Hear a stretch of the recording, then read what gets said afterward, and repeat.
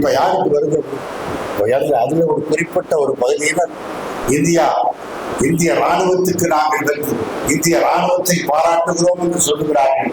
அவருடைய உள்நோக்கம் இந்திய ராணுவத்தை மட்டும்தான் பாராட்டுவார்கள். அவருடைய உள்நோக்கம் என்ன?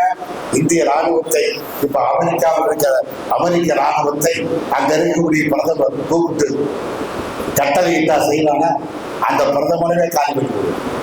ஆனால் இந்த நாட்டில், நமது நாட்டில் இந்திய ராணுவத்தை 3 பேரையும் அழைத்து உட்கார வைத்து பேசி இந்த நடவடிக்கை, ராணுவ நடவடிக்கையை உங்கள் சுதந்திரத்துக்கு விட்டு விடுகிறேன், நீங்கள் செய்யுங்கள் என்று அனுப்பி வைத்தார்.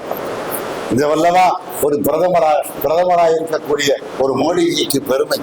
இப்பேற்பட்ட சூழலில் தான் நாம் தேசபக்தியை தெருவுக்கு கொண்டு வந்திருக்கிறோம். இனி தெருவில் இருந்து வீட்டுக்கு கொண்டு செல்ல வேண்டும். வீட்டில் இருந்து ஒவ்வொரு மனிதனுடைய மனத்திலும் அதை பதிப்பிக்க வேண்டும் என்ற இந்த பின்புலத்தோடு என்னுடைய உரையை நான் நிறைவு செய்கிறேன்.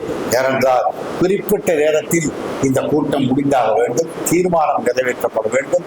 நீங்கள் காத்திருக்கிறீர்கள். உங்களுடைய நேரத்தை நினைத்து நான் மிகவும் பெருமைப்படுகிறேன். இவ்வளவு தூரம் பொறுப்போடு காத்திருக்கிறீர்களே என்று பெருமைப்படுகிறேன் என்று கூறி, எனக்கு அடுத்து நம்முடைய பேராசிரியர் கனக சபாபதி அவர்கள் மிகச்சிறந்த அளவில் இங்கே பிஜேபி வளர்ப்பதற்காக தன்னுடைய உடல் பொருள் ஆகிய அனைத்தையும் அவர் படிக்கிறார். இந்தியாவுடைய எல்லா பகுதிகளுக்கும் அவர் செல்கிறார். அவரை சந்திப்பதே கஷ்டம்.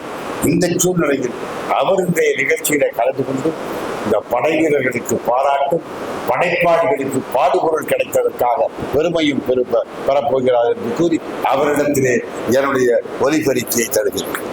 அப்படி